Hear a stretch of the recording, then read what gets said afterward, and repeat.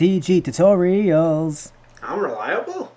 Hey guys, it's Matt here, and welcome to another episode of TG Tutorials. In this episode, I'm going to teach you how to clean your Super Famicom games. So first off, let me show you exactly what you need. So the first thing you'll need is a Super Famicom game, which I know is kind of a dumb moment, but still, you'd never know. And as you can see, the game that we're using today is Super Street Fighter 2. This game was really cheap online, under $10, and usually most foreign games, really for any console, will be cheaper than their US counterparts. Not all the time, but mostly. And it usually has to do with the fact that the games are obviously in Japanese, so it's much harder for US fans to be able to not only play it, but also understand it. But this is a fighting game, so it is pretty easy to navigate, even if you don't understand Japanese. And the second thing you'll need is a Super Famicom. Now, as you can tell, that's a Super Nintendo, not a Super Famicom. So if you're like me and you don't have one, but you still want to play Super Famicom games, you can actually look in the description box down below. I did a video on TG Tutorials a while ago on how to be able to play, Super Famicom games on a Super Nintendo, so definitely check that out. But either way, you still need something, Super Nintendo, Super Famicom, to be able to play these games. Even if it's a clone console or something like that, that can play Super Famicom / Super Nintendo games, you need something. I can't tell you guys exactly how much this could cost online because prices do fluctuate, but I would say potentially, especially if you're not getting any controllers or any other cords or bells and whistles, things like that, at the cheapest $30. If you are getting cords and things like that, I would say the cheapest should be $60, but again, it really depends on where you're getting it. I would suggest maybe even going to a retro store locally in case something doesn't work, you can potentially bring it back. And the next thing you'll need are Q-tips. Yes, Q-tips. You can get this anywhere you can get Q-tips. You'll also need some rubbing alcohol as well. Again, you can get this anywhere that you get rubbing alcohol. You could probably find some at your house, although I would suggest not getting it too high in percentage, 91%, maybe closer to 95% if needed, but don't go for 99% or higher, I guess. Higher than 99 would be 100, but still I would suggest lower the percentage, the better. Also, I would suggest getting tissues as well. Yes, tissues, you'll see why a little bit later. And again, you can get them at anywhere, any place where you buy your tissues. Seriously, if you just not any specific branded tissues, just tissue brand tissues. And now that you know what you need, let me show you exactly how to do it. Alright, and when looking at the way everything is set up, you can see the tissues on the left, our Q-tips are on the right alongside the rubbing alcohol, and you might be thinking we should open up the top of the cap, but that's too small, so let's actually open up the entire thing. Yes, we are going to dunk this into the rubbing alcohol. Now, I'm going to be kind of gentle with it, a little bit.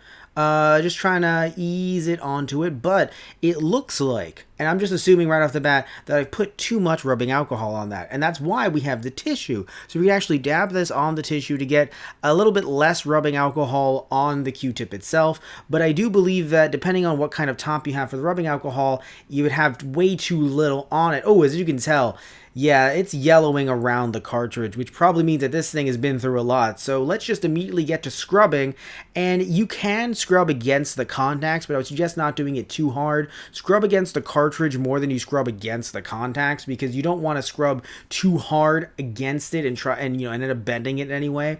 But you definitely do want to get contact with the cartridges with that Q-tip. Now, looking at what I've done just on the bottom alone, you can see here that we have taken a lot off.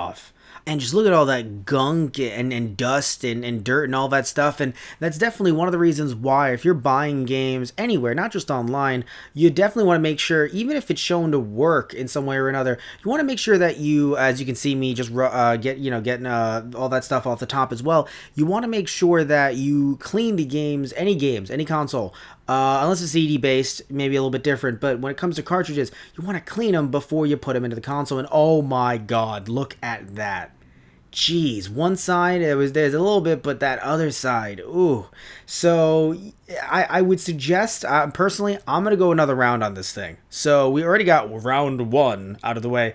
Let's move on to round 2. Round 2. Okay, so when doing this, also remember to get the sides as well, especially if it's a cartridge that has larger sides, so you don't feel like you're hitting the left or right hand side of the contacts. You can also, go into the sides of the cartridge as well, because again, a lot of dust and stuff like that will also be stuck there. Now, looking at this, we already hit the bottom half, and we're still getting some more stuff off of this. How crazy is that?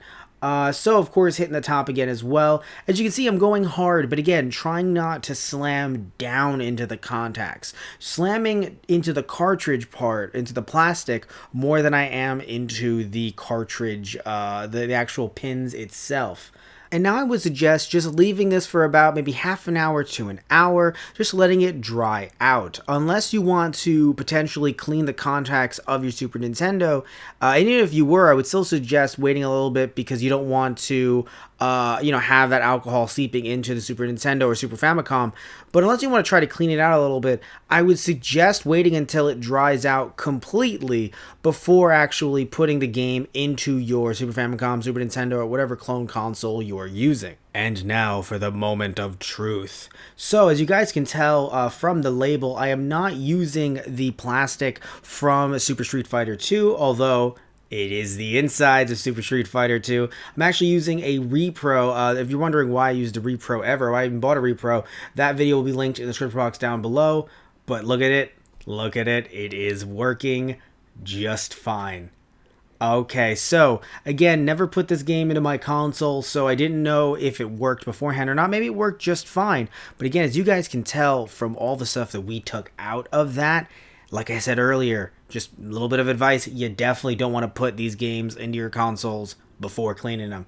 Oh man, that was an amazing opening. And this game worked just fine. See guys, wasn't that hard. Just got to be a little bit modest with some of that rubbing alcohol. Can't put too much, can't maybe put too little. You know, gotta leave it out for a little bit. Gotta be a little patient. That's all. Patient, steady hand, things like that, and it'll work just fine. Alright guys, so that about wraps up another episode of TG Tutorials. Thank you all so much for watching. As always, please remember to like and subscribe if you liked the video. And if you didn't like the video, you can still like and subscribe either way. And please comment down below with any questions and I'll try to answer them as best as I can. Also, if you want, you can actually suggest future episodes of TG Tutorials down below in that comment section. So, thank you all so much. Love you all. Take care and tune in next time for another episode of TG Tutorials. Alright guys, so see ya.